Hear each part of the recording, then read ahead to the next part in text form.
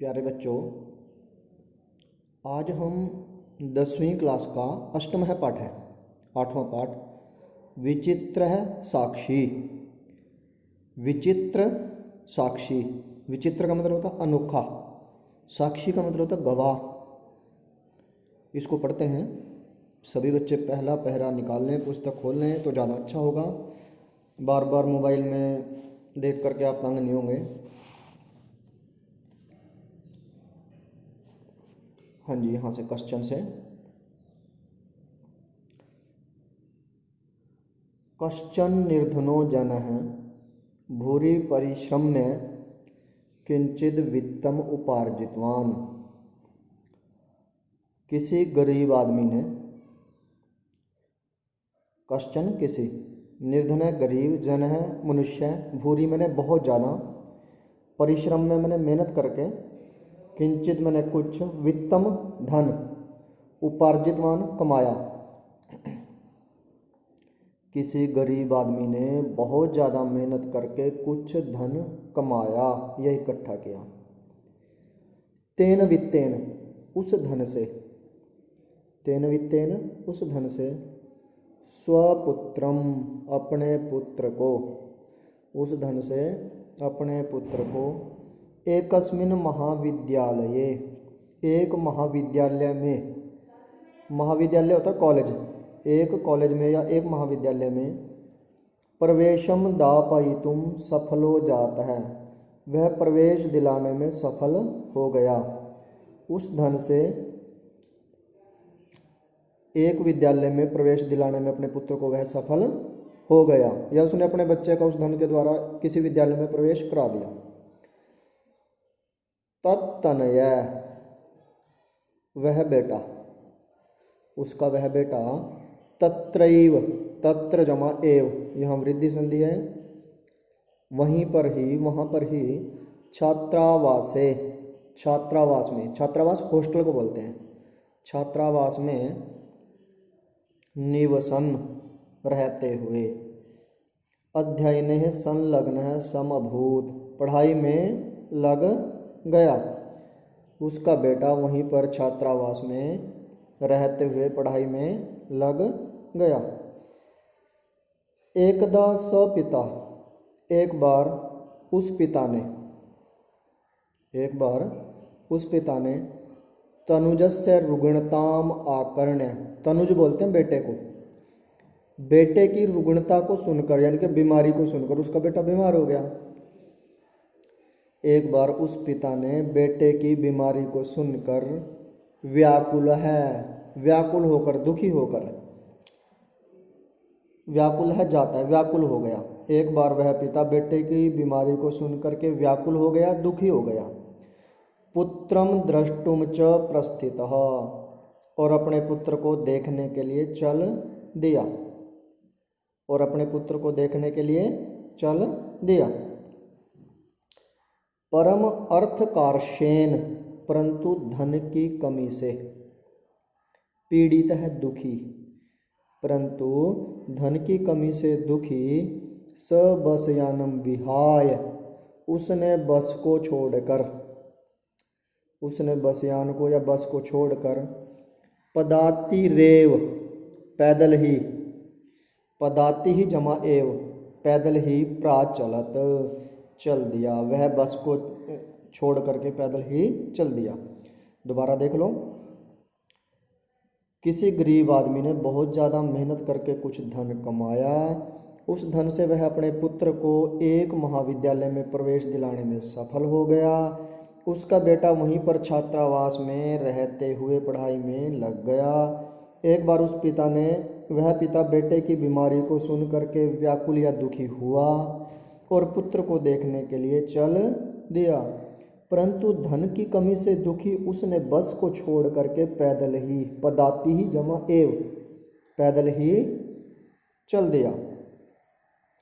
अगला पैरा, पदाति क्रमेण, पैदल चलते हुए, पदाति क्रमेण संचलन, पैदल चलते हुए, सायं समये अपि असौ, शाम के समय भी वह, पैदल चलते हुए शाम के समय भी वह, गंतव्यात दूरे आसीत, गंतव्य से दूर था, मंजिल से दूर था। पैदल चलते हुए शाम के समय भी वह गंतव्य से दूर था या मंजिल से दूर था, जहाँ उसने पहुँचना था वहाँ से दूर था। निशांधकारे, रात के अंधेरे में, निशांधकारे रात के अंधेरे में, निशा जमा अंधकारे। प्रसरिते विजने प्रदेशे, फैले हुए एकांत प्रदेश में, रात का अंधेरा फैले होने पर एकांत प्रदेश में। निशांधकारे प्रसरिते, रात का अंधेरा फैले होने पर, विजने प्रदेशे, एकांत प्रदेश में। पद यात्रा न शुभावह, पैदल चलना ठीक नहीं है। एवं विचार्य, ऐसा सोच करके, स वह, पार्श्वस्थिते ग्रामे, पास के गांव में, रात्रि निवासम, रात को निवास, कर्तुम, करने के लिए, कंचित गृहस्थम उपागत, किसी गृहस्थ के पास गया। गृहस्थम उपागत, गृहस्थ होता है जो परिवार वाला हो, उसके पास गया। करुणा परो गृही, दयालु गृहस्थी ने, तस्मयी आश्रयम प्रायच्छत, उसको आश्रय दे दिया। दयालु गृहस्थी ने उसको आश्रय दे दिया। इस पैरे को दोबारा देख लो। पैदल चलते हुए शाम के समय भी वह मंजिल से दूर था। रात का अंधेरा फैल जाने पर एकांत प्रदेश में पैदल चलना ठीक नहीं है। ऐसा सोच करके वह पास के गांव में रात्रि निवास करने के लिए किसी गृहस्थ के पास गया। दयालु गृहस्थी ने उसको आश्रय दे दिया। अब अगला करा, विचित्रा दैव गति, भाग्य की गति बड़ी विचित्र है। तस्यामेव रात्रौ, उसी रात में, तस्यामेव रात्रौ, उसी रात में, तस्मिन् गृहे, उस घर में, कश्चन चौरः गृहाभ्यंतरम प्रविष्ट है, कोई चोर घर के अंदर घुस गया। भाग्य की गति बड़ी विचित्र है। उसी रात में, उस घर में,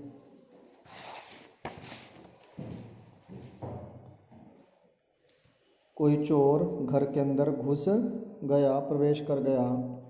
तत्र निहिताम एकाम मंजुषाम, और वहाँ रखी गई एक तराजू को, और वहाँ रखी गई एक तराजू को, तराजू को नहीं, संदूखड़ी को, सॉरी।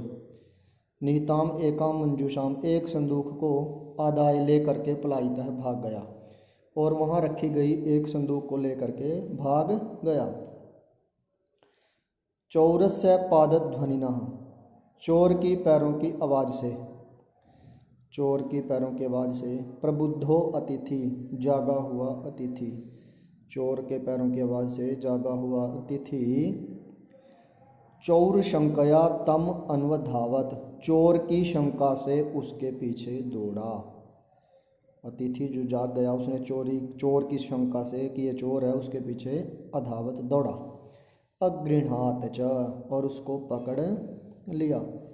अगृह्णात च, और उसको पकड़ लिया। परम विचित्रम अघटत, परंतु विचित्र घटना घटी। चौरः एव, चोर ही, उच्चई क्रोशितुम आरभत, चोर ने ही जोर से चिल्लाना शुरू कर दिया। चोरो अयम, चौरो अयम, यह चोर है, यह चोर है। तस्य तारस्वरेण प्रबुद्धा ग्रामवासिनः, उसकी ऊंची आवाज़ से जागे हुए गांववासियों ने, गांववासी स्वगृहात निष्क्रम्य, अपने घर से बाहर निकलकर, उसकी ऊंची आवाज़ से जागे हुए गांववासी अपने घर से बाहर निकल करके, तत्रागच्छन्, वहाँ आए। वराकम अतिथिम एव च चौरम मत्वा, और बेचारे अतिथि को ही चोर मानकर, अभर्त्सयन्, उसको डांटने लगे या उसकी निंदा करने लगे। यद्यपि ग्रामस्य आरक्षी एव चौर, यद्यपि गांव का जो रक्षक था वही चोर था। आसीत वही चोर था। तत्क्षणमेव रक्षा पुरुष है, उसी क्षण उसी समय रक्षा पुरुष ने, सैनिकों ने, तम अतिथिम उस चोर को, उस अतिथि को, चोरो अयम इति प्रख्याप्य चोर यह बता करके, कारागारे प्राक्षिपत जेल में डाल दिया। दोबारा देख लो इस पैरे को।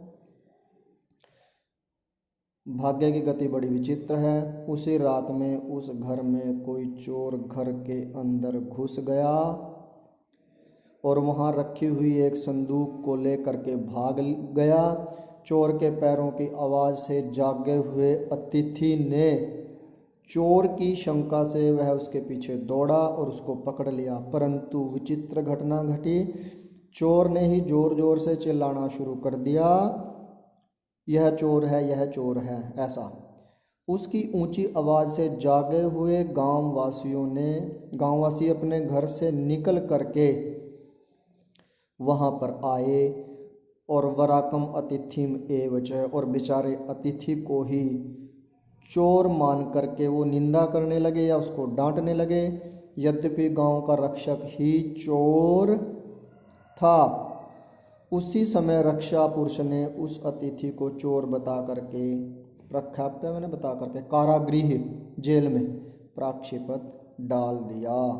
तो प्यारे बच्चों, इसको 2-3 बार आप सुनेंगे, पुस्तक सामने रख के पढ़ेंगे तो इससे ज़रूर आपको लाभ होगा। तो इसको अधिक से अधिक दूसरे बच्चों के साथ भी शेयर करें जो संस्कृत पढ़ते हैं, ताकि उनका भी भला हो। अगला पैरा जो है अगले वीडियो में। सर्वे भवन्तु सुखिनः, सभी सुखी हों।